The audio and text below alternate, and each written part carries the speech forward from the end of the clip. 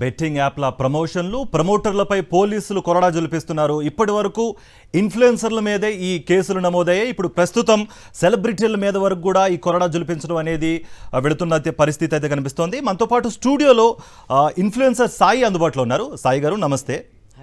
సరే, ఎలా చూస్తారు మీరు సాయి గారు? ఇప్పటి వరకు ఇన్ఫ్లుయెన్సర్లని ఏంటంటే ఈ బెట్టింగ్ యాప్లకు సంబంధించి ప్రమోట్ చేస్తున్నారు అన్నట్టుగా కూడా కేసులు నోటీసులు అందిస్తున్నారు. మీకు అలాంటి ఆఫర్ ఏమన్నా వచ్చిందా? ఆ టైంలో మీరేం చేశారు? అసలు బేసిక్గా ఏంటంటే అండి, అంటే నేను ఇన్ఫ్లుయెన్సర్తో పాటు డిజిటల్ మార్కెటింగ్ కూడా చేస్తుంటాను అనమాట. సో ఇక్కడ ఏమవుతుందంటే, డిజిటల్ మార్కెటింగ్ చేసే వాళ్ళ దగ్గర ఇన్ఫ్లుయెన్సర్స్ టీమ్ ఉంటుంది. అంటే చాలామంది సెలబ్రిటీస్ లైక్ కాస్టింగ్ డైరెక్టర్ ఎలా ఆర్టిస్టులను ఎలా కోఆర్డినేట్ చేస్తారో, డిజిటల్ మార్కెటింగ్ సంబంధించిన టీమ్కి ఇన్ఫ్లుయెన్సర్స్ అందరు లింక్ ఉంటారు.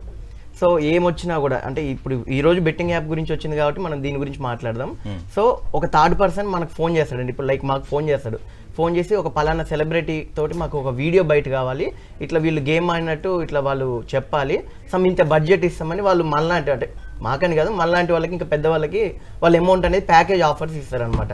సో వీళ్ళు ఏం చేస్తారు, కొంచెం అమౌంట్ ఉంచేసుకొని ఆర్టిస్టులని ఎవరైతే ఇన్ఫ్లుయెన్సర్స్ ఉంటారో, ఇన్ఫ్లుయెన్సర్స్ ఇన్ ద సెన్స్ ఇప్పుడున్న సిచ్యువేషన్లో ఇన్స్టాగ్రామ్ అండ్ యూట్యూబ్లో ఎక్కువ ఫాలోవర్స్ ఉండి ఎక్కువ రీచింగ్ ఉన్న వాళ్ళని మనం దృష్టిలో పెట్టుకొని చేయడం జరుగుతుంది. సో దీంట్లో ఏంటంటే ఎవరైతే మెయిన్ ఇస్తున్నారో ఆ పర్సన్ అనేది మాత్రం ఎవరికి తెలియదు.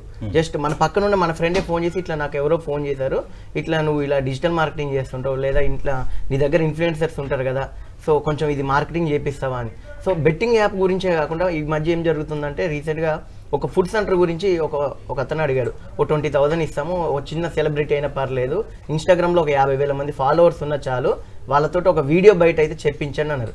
కట్ చేస్తే అదే వీడియో బయట మళ్ళీ వేరే దాంట్లో ఏం చూసామంటే, పైన స్క్రోల్స్ మీద ఈ గేమ్ డౌన్లోడ్ చేసుకోండి అంటే వీళ్ళు చెప్పిందో హోమ్ ఫుడ్స్ గురించి, పైన ఏముంది అంటే బెట్టింగ్ యాప్ గురించి లోగోస్ వేసి వేరే పేజెస్లో ప్రమోట్ అవుతుంది. సో ఇక్కడ ఏం చెప్తున్నా అంటే, ప్రత్యక్షంగా ఇన్ఫ్లుయెన్సర్ చేసే వాళ్ళు కొంతమంది అయితే, మనం వీడియో బయట ఇచ్చాక వాళ్ళు పైన వాళ్ళకి ఇష్టం వచ్చిన మ్యాటర్ రాసుకొని దాన్ని ప్రమోట్ చేసే వాళ్ళు కూడా చాలా మంది అయ్యారు.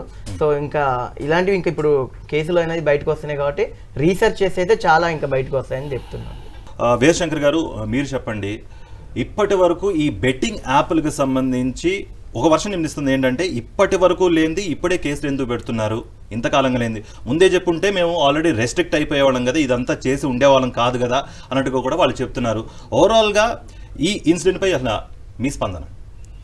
అదే, బెట్టింగ్ అనేది ప్రజల బలహీనత మీద ఆడుకునేదే. అది కళాకారులుగా వాళ్ళకి అసునిశ్చితమైన ఆలోచన ఉండాలి. మనం చేసేది సమాజానికి చెడు చేస్తున్నాం మంచి చేస్తున్నాం అనేది. సో ఆ స్పృహ, అది చట్టం ఉందా లేదా, కొన్ని స్టేట్లో లీగల్ అంటున్నారు వాటిని. సో టిక్ టాక్ లాగా ఏదైతే ఇండియాలో బ్యాన్ చేశారో, అలాగే సెంట్రల్ గవర్నమెంట్ పాలసీగా బెట్టింగ్ యాప్ని టోటల్గా ఇండియాలో బ్యాన్ చేసే పాలసీ రావాలి. సో నేను అనేది కొన్ని స్టేట్లలో ఇది లీగల్గా ఉన్నా, ఇక్కడ బ్యాన్ చేసినా కూడా ఒక స్వయం నియంత్రణ అంటాం, ఒక బాధ్యతగా. అంటే మన ప్రజలు కళాకారుల్ని ప్రేమిస్తారు, అభిమానిస్తారు, వాళ్ళని చూడగానే ఎంతో సంతోషపడతారు. సో అలాంటి ప్రజలకు మనం ఎటువంటి సందేశం ఇస్తున్నాం అనే స్పృహ వీళ్ళకు ఉండాలి.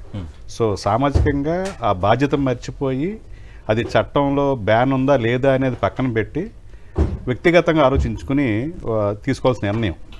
అది చేసిన తప్పు.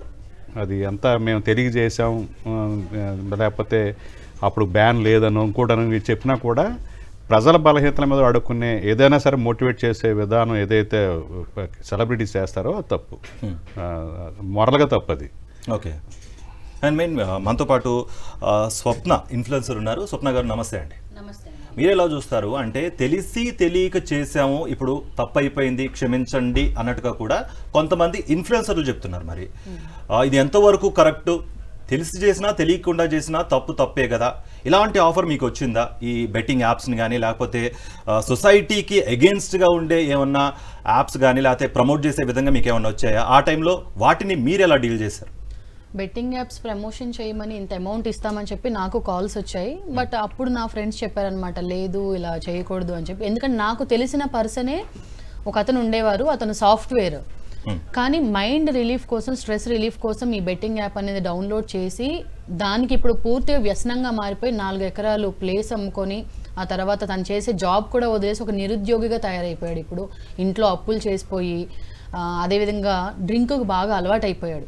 సో తననే కాదు, యువత అనేవాళ్ళు గేమ్ని గేమ్ లాగా చూడాలి, ఒక ఆటను ఆటలాగా చూడకుండా. ఇప్పుడు మనం చిన్నప్పటి నుంచి చూస్తే కనుక ఏ గేమ్ అయినా just like kabaddi, kho kho, volleyball ఏదైనా మన మానసిక ఆనందం కోసం, మానసిక ఉల్లాసం కోసం ఆడేవాళ్ళం. కానీ ఇప్పుడు గల్లీలో క్రికెట్ ఆడుతున్నా కూడా ఏంట్రా నీకేంటి లాభం, నాకేంటి లాభం, ఎంత ఇస్తావు, ప్రతిదీ కూడా బెట్టింగ్ గురించి ఆలోచిస్తున్నారు. అండ్ దీనివల్ల ఎక్కువగా క్రైమ్స్ కూడా పెరుగుతూ ఉన్నాయి, సూసైడ్లు కూడా చాలా పెరుగుతూ ఉన్నాయి. అప్పులు చేస్తూ ఒకవేళ ఇంట్లో పేరెంట్స్ అమౌంట్ ఇవ్వకపోతే వాళ్ళ మీద కోపం పెంచుకోవడం. ఏం చేస్తారు, నా కోసమేగా సంపాదించేది, నాకు డబ్బులు ఇవ్వండి, మీకు ఇంకా ఎక్కువ తీసుకొచ్చి పెడతాను. కొన్ని మనం రాంగ్ ప్రమోషన్స్ కూడా చూస్తూ ఉన్నాము. 500 ఇస్తే నాకు 5 లక్షలు వచ్చాయి అనేది. అవన్నీ అబద్ధం, కానీ వాళ్ళు ఏంటి అది నిజం అనుకుంటారు. ఈజీ మనీకి అలవాటు పడిపోయి, అంటే జాబ్ చేసే యువత కానీ లేకపోతే స్టూడెంట్స్ కానీ ప్రతి ఒక్కళ్ళు కూడా ఈజీ మనీ ఎలా వస్తాయి అనేదానికి ఈ బెట్టింగ్ యాప్స్